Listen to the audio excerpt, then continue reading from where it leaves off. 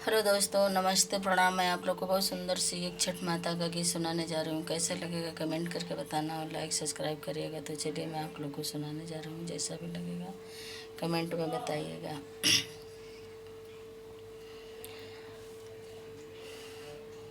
केथुआ की हई तोहरी नैया, कथू लगे पतवार, कथू लगे पतवार।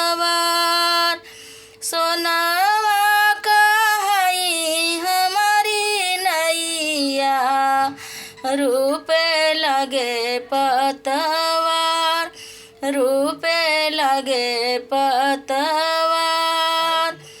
कवन फल लदलाय मलहा, तुहरी बोझली बाड़ी नाव, तुहरी बोझली बाड़ी नाव।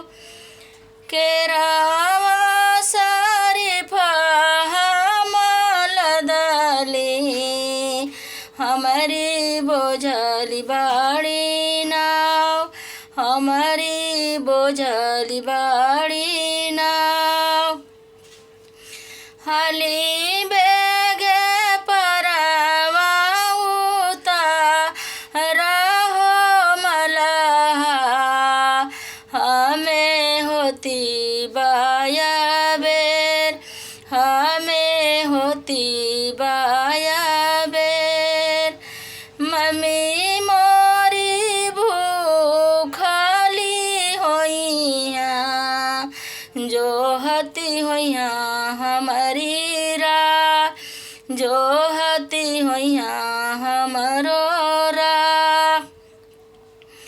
3 दिन की भूखली होइया, होइया जलवा में खाड़, होइया जलवा में खाड़। थर थर कपैले बदनिया, ओठ गैला को मिलाय, ओठ गैला को मिलाय।